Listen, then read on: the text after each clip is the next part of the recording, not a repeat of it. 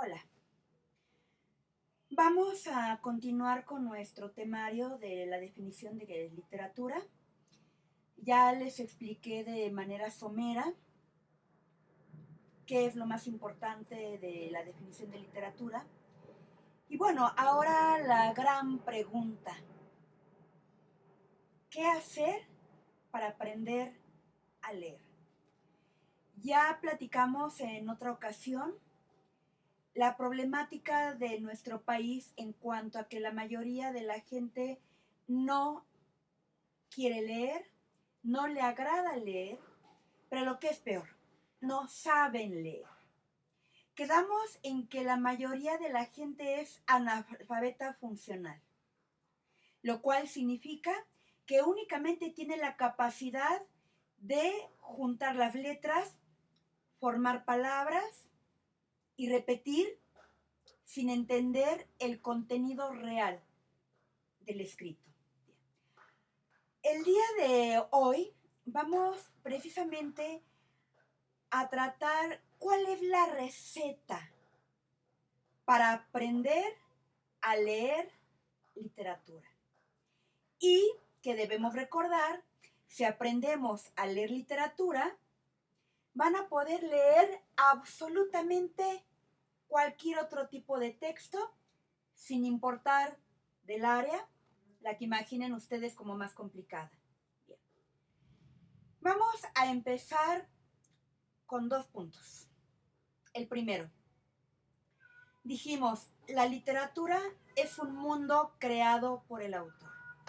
Y todo lector va a vivir esta creación en su imaginación. Quedamos en que debemos imaginar absolutamente todo. No nada más los personajes y cómo se nos describan, sino los lugares y las situaciones. Bien. Entonces, primera característica para aprender a leer literatura, debemos imaginarnos absolutamente cada detalle que presenta la obra literaria. Así como cuando van al cine o en la televisión, ven X película o serie, ahí ven las características del personaje, cómo son los lugares, lo que los personajes dicen y hacen. Pero ahí no les cuesta ningún trabajo, porque es su mirada la que capta toda esta información que da la pantalla. Cuando se trata de lectura, estamos entrando a un terreno más difícil, porque no tenemos una imagen que sea proporcionada por nuestra vista. Tenemos palabras que deben crear en nuestro cerebro el mismo efecto de imagen. Ahora, en lugar de que a través de mi vista yo vea cómo es un personaje, a través de cómo lo describen las palabras, en mi cerebro yo debo crear esa imagen tal y como la lectura lo describe.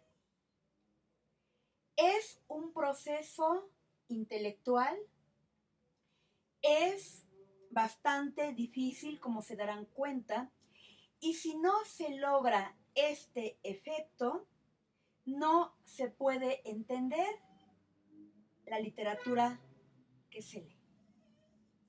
Entonces, el primer requisito es ver con los ojos de mi imaginación. Desafortunadamente, hay demasiados distractores. Por ejemplo, alguien puede estar leyendo, luego de 5 días de navegación arribó al idilio, el lugar estaba cambiado, etc., etc. Pero resulta que mi cerebro está pensando algo que no tiene que ver con esto. Está pensando en lo que quieran, en lo que ya tengo hambre, que voy a comer, en que quiero ver al novio, en que, ay, como amo a mi novia, en que ya quiero ir a chatear con mis amigos de las redes, lo que quiera. O algún problema, un familiar enfermo, problemas económicos, y entonces los ojos aparentemente están leyendo, pero el cerebro está en otro lado. No se está imaginando lo que describe la lectura. Está pensando en un tema completamente diferente. Yo puedo terminar de leer este libro, pero bajo esas circunstancias, cuando termine la actividad, me voy a dar cuenta que no entendí nada. Mi cerebro debe estar exageradamente concentrado, imaginando cada una de las palabras que aquí se expresan. Que además debemos tomar en cuenta que en la literatura todo se relaciona con todo, por lo tanto, hasta la palabra más insignificante aparentemente es muy importante. Luego, debo imaginarme absolutamente cada detalle descrito o explicado en la obra literaria. Y ustedes se van a dar cuenta que lograr ese grado de atención es muy difícil. Algunos de ustedes no lo van a intentar. Otros dicen, no, yo sí lo voy a intentar y voy a poner toda mi concentración para entender lo que leo. Y van a empezar a leer y de repente, ¡capum! Se dan cuenta que leyeron 5 páginas. ¡Ah! Me distraje. No me di cuenta. Mi cerebro, de manera automática e inconsciente, se fue. Partió hacia quién sabe qué rumbo desconocido. Y entonces el alumno se va a dar cuenta que no entendió nada porque se distrajo pensando en X o Y tema. Dice, no me vuelve a ocurrir. Lo vuelve a intentar y se vuelve a distraer. Ahora, este es algo que se debe practicar mucho. Habrá quien diga, me distrajo el ruido de mi familia. Me voy a encerrar en el baño. Pero a lo mejor en el baño hay una ventana por donde entra el ruido del edificio o de la calle. Y también me distrae. Y entonces se van a dar cuenta que hay 1001 factores que los van a distraer. Ahora, yo les voy a mandar por medio del WhatsApp un capítulo de Los Simpson. En él, Bart está a punto de reprobar el año escolar.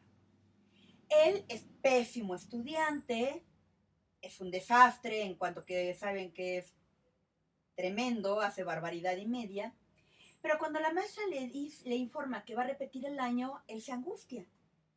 Se angustia y decide que no quiere reprobar. Y entonces va a buscar a Martin, que es el niño más estudioso del salón, para que le explique qué debe hacer para poder estudiar. A cambio, Bart le va a mostrar cómo dejar de ser un niño agredido por el resto de sus compañeros y volverse lo que en Estados Unidos, y que es una palabra que a mí me molesta mucho, popular. En este capítulo van a ver toda la problemática por la que Bart pasa. Finalmente este niño, Marty, lo termina botando. Bart se queda solo y intenta seguir estudiando, aprender a estudiar para aprobar su examen por él mismo. El examen es de historia. Y ustedes me dirán, bueno, maestra, pero el examen de Bart es de historia, no es literatura. Sí, pero resulta que así como se aprende a leer la literatura, es como se va a leer absolutamente todo. Bart se encierra en el sótano de su casa, porque se da cuenta efectivamente que su cerebro se distrae hasta porque pasó la mosca. Se cachetea, se autorregaña y va y se encierra en el sótano y empieza a leer. Y entonces resulta que Bart en su cerebro empieza a imaginar ese episodio histórico que está estudiando. Se imagina a los padres fundadores, se imagina lo que están haciendo, lo que dicen para aprender. Entonces, él está estudiando historia y se da cuenta que la única manera de hacerlo es exactamente como yo les diría, se lee literatura. Nada más que aquí, en lugar de personajes ficticios, lo que él se imagina son personas del pasado reales y acontecimientos reales. No lo logra y resulta que ustedes lo van a ver. Por un momento él realmente se empieza a imaginar todo porque está concentrado y de repente le llega el distractor y se fuma todo. Llega el examen y lo reprueba. Se pone a llorar, hace lo mismo que ustedes, diciendo, pero es que yo sí estudié. Y entonces empieza a hablar, a repetir todo lo que aprendió. Y por ahí da algunos datos que la maestra, bueno, que sorprenden a la maestra y le dice ella, bueno, contestaste mal el examen, lo suficientemente como para reprobar. Pero lo que me acabas de explicar denota que estudiaste, que sabes, no lo que te pregunté en el examen, pero otros datos. La maestra se porta muy buena onda con Bar y lo aprueba. Entonces yo quiero que vean una y otra vez ese capítulo, porque es precisamente la receta para leer literatura y es lo que a ustedes les va a ocurrir, repito, los que se apliquen a leer, a los que no les importe y ni siquiera lo intenten, bueno, ¿qué les puedo decir? Pero los que realmente lo intenten y que tengan problemas, se van a reflejar en lo que le está ocurriendo a Bart. Ahora, ¿cómo se logra esta concentración para imaginarse todo lo que lee la persona? Con las palabras clave que leímos en el artículo anterior, el buen lector se hace, no nace. Con constancia. Significa, de tanto practicarlo, va a llegar un momento que mi cerebro ya no se me va a ir y realmente se va a quedar su atención en lo que estoy leyendo. Por eso el artículo se llama El buen lector se hace, no nace. Absolutamente nadie nace con la aptitud de ser un buen lector. Yo voy a la escuela, me enseñan a juntar las letras, a repetir, y en automático voy a aprender a leer, aprender a comprender. El segundo nivel, no nada más el primero, que es decodificar. No. El buen lector se hace, significa que para aprender a leer hay que practicar, practicar y practicar. Hay una novela que si estuviéramos en la escuela la podríamos leer en clase, o al menos una parte de ella, pero bueno. Se titula Un viejo que leía novelas de amor. El protagonista se llama Antonio José Bolívar Proaño.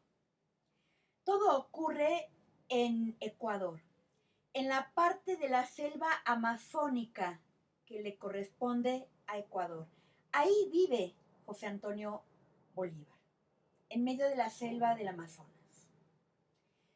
Entonces la novela está ubicada en una zona geográfica real. Describe, por ejemplo, el estilo de vida de los guajiros y de los shuar, que es el pueblo originario de esta parte de la selva. Eso es real. Todo lo que esta obrita nos cuenta del estilo de vida de los shuar es tal y como es. ¿Qué es el mundo ficticio? José Antonio Bolívar no existe. Y, por lo tanto, otros personajes que aparecen con él tampoco, y tampoco los acontecimientos que ocurren. Ahora, ¿cuál es la importancia de esta novela, independientemente de lo que trate? Que el personaje leía novelas de amor. Y curiosamente, en esta novelita, el autor Luis Sepúlveda, dentro del argumento de la obra, dentro de la historia, nos va a proporcionar la fórmula para aprender a leer. Yo les dije que a ustedes les enseñaron a leer mal, porque el objetivo de la escuela primaria y secundaria es la rapidez. Palabras por minuto. El alumno que mejor lee es aquel que dice más palabras en menos tiempo. Ahorita vamos a ver que es un concepto completamente equivocado. Vamos a empezar con la novela. No les voy a decir de qué trata. Vamos a leer fragmentos.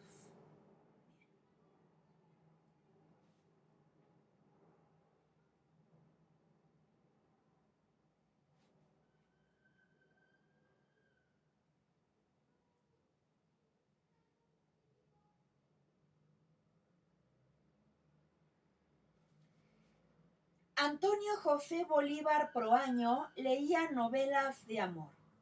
Y en cada uno de sus viajes el dentista le proveía de lectura. ¿Son tristes?, preguntaba el viejo. Para llorar a mares, aseguraba el dentista. ¿Con gentes que se aman de veras? Como nadie ha amado jamás. ¿Sufren mucho? Casi no pude soportarlo, respondía el dentista. Pero el doctor Rubicundo Lochamín no leía las novelas. Cuando el viejo le pidió el favor de traerle lectura, indicando muy claramente sus preferencias, sufrimientos, amores desdichados y finales felices, el dentista sintió que se enfrentaba a un encargo difícil de cumplir. Pensaba en que haría el ridículo entrando a una librería de Guayaquil para pedir: deme una novela bien triste, con mucho sufrimiento a causa de amor y con final feliz. Lo tomaría por un viejo marica. Continúa.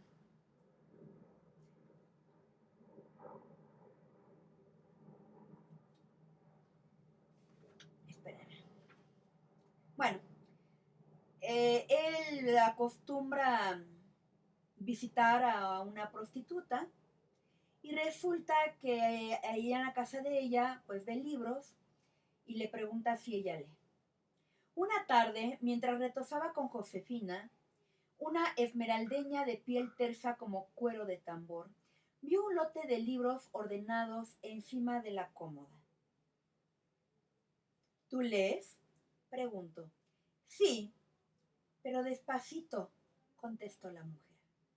Subrayen despacito. La clave para entender lo que se lee no es leer rápido, es leer lento, muy lento. ¿Y cuáles son los libros que más te gustan? Las novelas de amor, respondió Josefina, agregando los mismos gustos de Antonio José Bolívar. A partir de aquella tarde, Josefina alternó sus deberes de dama de compañía con los de crítico literario, y cada 6 meses seleccionaba las 2 novelas que, a su juicio, deparaban mayores sufrimientos, las mismas que más tarde Antonio José Bolívar Proaño leía en la soledad de su choza frente al río Nangaritza. Punto. Todo esto que les voy a leer, no se preocupen que nada más, en cuanto a que nada más lo van a oír de mí, no. Igual, se los voy a mandar por WhatsApp para que ustedes también lo puedan leer, puedan leer estos fragmentos. Entonces resulta que esa es la manera en la que José Antonio se provee de libros. Ya. Continuamos. Página 37. Antonio José Bolívar Proaño sabía leer, pero no escribir. Ya lo habíamos dicho. Primero se aprende a leer y posteriormente a escribir. Desafortunadamente a José Antonio Bolívar, pues nada más le había quedado la primera parte, que es la lectura, y no alcanzó a aprender la otra, que es leer. Antonio José Bolívar Proaño sabía leer, pero no escribir. A lo sumo conseguía garrapatear su nombre cuando debía firmar algún papel oficial, por ejemplo, en época de elecciones. Pero como tales sucesos ocurrían muy esporádicamente, casi lo había olvidado. Hay que recordar que él vive en medio de la selva. Leía lentamente, y subrayen, leía lentamente, juntando las sílabas, murmurándolas a media voz. ¿Saben por qué leía murmurando las palabras? Porque el leer en voz alta, el leer las palabras murmurándolas, ayuda a que el cerebro se concentre y empiece a comprender. Cuando alguien no sabe leer, no es muy recomendable que lea completamente en silencio, porque repito, es más fácil que el cerebro se distraiga. El hecho de leer un poquito en voz alta, dice, murmurándolas a media voz, como si las paladeara, ayuda a concentrarse mejor. Dice, leía lentamente juntando las palabras, murmurándolas a media voz, como si las paladeara. En este caso, ¿por qué utiliza la palabra paladeara? Bueno, este libro se escribió en español, no tenemos problema con que la traducción haya cambiado el significado. Paladear es degustar, saborear, algo que agrada. A José Antonio Bolívar le agradaban las palabras que leía, las paladeaba, las degustaba, las saboreaba. Y al tener dominada la palabra entera, la repetía de un viaje. Luego hacía lo mismo con la frase completa. Y ojo, y de esa manera se apropiaba de los sentimientos e ideas plasmados en las páginas. Subrayen, por favor. De esa manera se apropiaba de los sentimientos e ideas plasmados en las páginas. Y allí escríbanle comprender. Eso es comprender una obra literaria. Apropiarse de los sentimientos e ideas plasmados en las páginas. Les pido que lo subrayen porque es fundamental y que ahí al lado le escriba comprender. Eso es lo que ustedes van a tener que aprender a hacer, a apropiarse de los sentimientos y de las ideas y los mensajes plasmados en la obra literaria. ¿Y cómo lo hacía? Leyendo lentamente, palabra por palabra, para después formar la frase y así después el párrafo, etc. Oigan, cuando un pasaje le agradaba especialmente, lo repetía muchas veces. Yo les diría, cuando un pasaje se den cuenta que no lo entendieron, hay que repetirlo 2, 3, 4, 5, 10, 20 veces hasta que lo hayan comprendido. No se puede continuar leyendo una obra literaria si ese pasaje no se comprendió. Recuerden, para leer literatura no hay atajos, se debe de entender cada palabra. Entonces, si yo no entiendo un párrafo, lo vuelvo a releer el número de veces, aunque sean muchas, que sean necesarias hasta que yo lo entienda. Hasta que eso haya ocurrido, yo no puedo continuar leyendo. En el caso de José Antonio Bolívar, él repetía un pasaje cuando éste le agradaba mucho. Obvio, no nada más para deleitarse con él, sino para comprenderlo mejor. Cuando un pasaje le agradaba especialmente, lo repetía muchas veces. Todas las que estimara necesarias para descubrir cuán hermoso podía ser también el lenguaje humano. Aquí está. La obra literaria, recuerden, es creación estética. estética porque toda obra literaria logra la belleza de la lengua, del idioma, en nuestro caso, del español. Y entonces cuando él encuentra un pasaje que le agrada, lo repite varias veces, no nada más para paladear, el pasaje, degustarlo, sino también para deleitarse con la belleza del idioma, descubrir cuán hermoso podía ser también el lenguaje humano. Él repetía varias veces un pasaje para deleitarse con la belleza de la lengua. Algo que no vamos a encontrar ni en los periódicos, ni en los libros científicos de química, física, matemáticas, medicina, física, etc. Únicamente lo encontramos en el texto literario.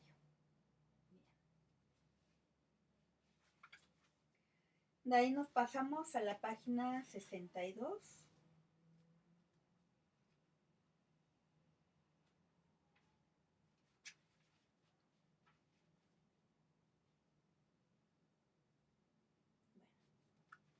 Nos quedamos en que él sabe leer, pero no escribir. Él descubrió que sabía leer cuando fueron ahí a la selva gente interesada por obtener el voto de la población para X candidato.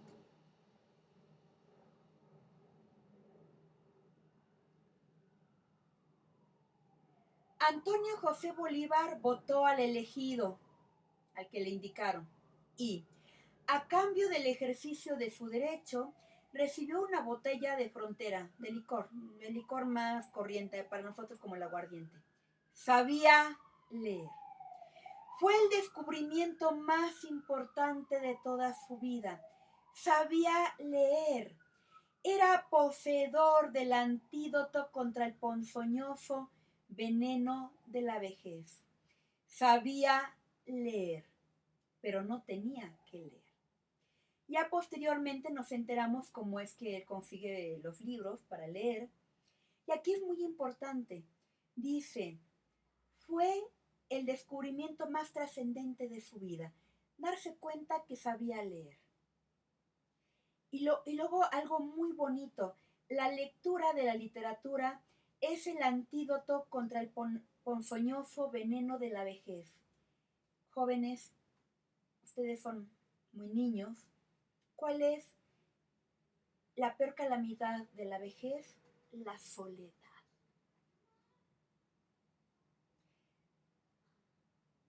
Leer literatura, ya se los había dicho, hace que nunca nos sintamos solos. Y que, por ejemplo, ahorita en época de pandemia, a los que leemos literatura no nos sentimos encerrados. Nuestro cuerpo podía estar encerrado para no contagiarse, pero nuestra mente era libre de viajar por países, por planetas y por lugares maravillosos.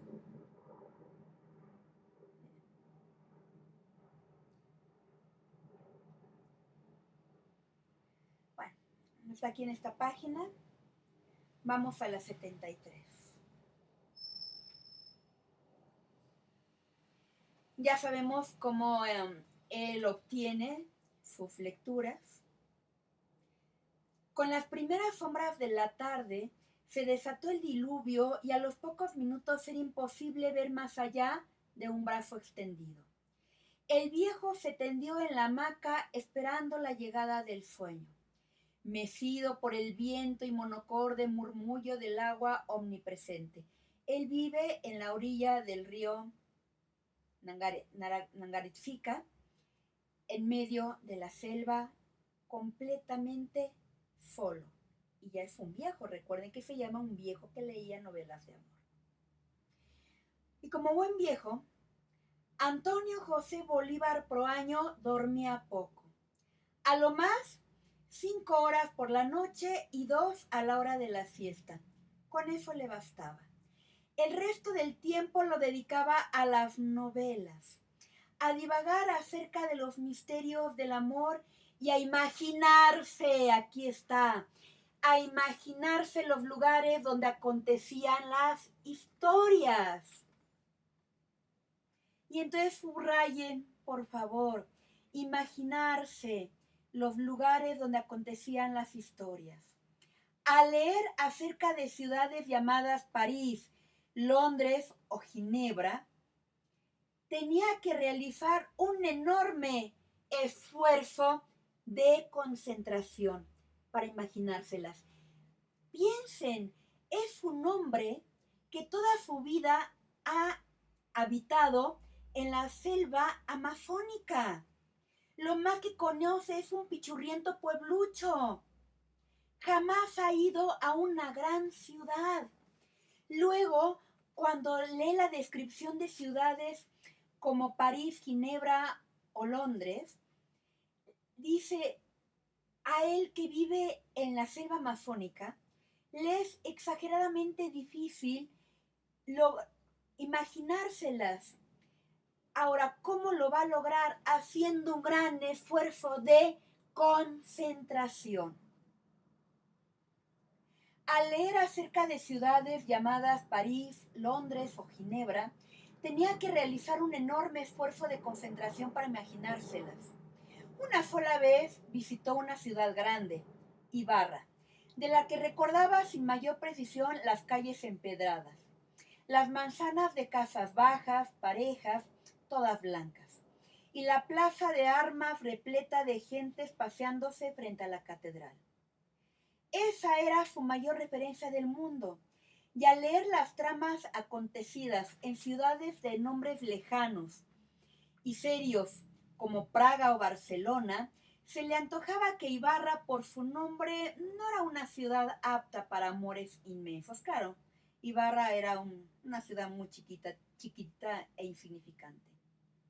Durante el viaje a la Amazonia, él y Dolores Encarnación, su esposa, pasaron por otras dos ciudades, Loja y Zamora, pero las vieron muy fugazmente, de manera que no podía decir si en ellas el amor encontraba territorio. Pero sobre todo le gustaba imaginar la nieve. Dense cuenta, alguien que vive en la selva amazónica y aparte de imaginar ciudades tan lejanas y tan raras que para él es como si fueran otro planeta, imaginar la nieve cuando ésta aparecía en alguna novela. La nieve, él que vive en una de las zonas más calurosas del planeta y donde obviamente jamás va a nevar. Bien. Pasamos a la página 81. Luego de comer los sabrosos camarones, el viejo limpió prolijamente su placa dental y la guardó envuelta en el pañuelo. Acto seguido, despejó la mesa, arrojó los restos de comida por la ventana, abrió una botella de Frontera y se decidió por una de las novelas. Lo rodeaba la lluvia por todas partes y el día le entregaba una intimidad inigualable. La novela empezaba bien. Paul la besó ardorosamente, en tanto el gondolero, cómplice de las aventuras de su amigo, simulaba mirar en otra dirección, y la góndola, provista de mullidos cojines, se deslizaba apaciblemente por los canales venecianos. Estamos hablando de la ciudad de Venecia. Leyó el pasaje varias veces, en voz alta. ¿Por qué la leyó varias veces? Y además, otra vez, en voz alta, porque no la entendía. ¿Y por qué no entendía el pasaje? Porque no entiende qué diablos es una góndola. Él no sabe de la existencia de Venecia más que en la novela, una ciudad que en lugar de en lugar de calles tiene canales. Y entonces cuando le mencionan la góndola, dice, y la góndola, provista de mullidos cojines, se deslizaba apaciblemente por los canales venecianos. Leyó el pasaje varias veces. y en voz alta. ¿Por qué? Porque no lo entendía. ¿Y por qué no lo entendía? Porque dice, ¿qué demonios serían las góndolas? Y a diferencia de ustedes, Antonio no tiene un diccionario para buscar el significado. Pero él, que es muy inteligente, reflexiona, analiza. Se deslizaban por los canales. Ah, debía tratarse de botes o canoas. Efectivamente, sabemos que es cierto.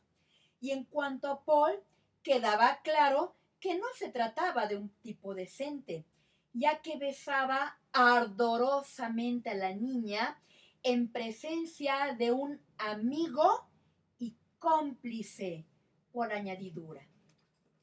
Él está entendiendo lo que el número uno no dejó pasar la lectura hasta que no entendió que era una góndola. Y después analizó, si este tipo besa ardorosamente a la niña, ardorosamente significa apasionadamente, bueno, para nosotros no es tan malo, pero para el que vive en la selva sí. Pero además, en presencia de un amigo que se hace el disimulado, pero que sabe lo que Paul está haciendo. Y entonces Antonio Bolívar dice, Paul es un sinvergüenza, un don Juan, que está abusando de la muchachita y además enfrente de un cómplice, sin la intimidad que en este caso el amor requeriría. ¿Le gustó? El comienzo. Entonces, aquí lo que podemos darnos cuenta es cómo Antonio no avanza en la lectura hasta que no entiende la palabra en la que se atoró y hasta que no entiende la descripción de los canales de Venecia. Y además reflexiona y se da cuenta pues de esta situación, que Paul es un don Juan. Bueno, nosotros diríamos un don Juan.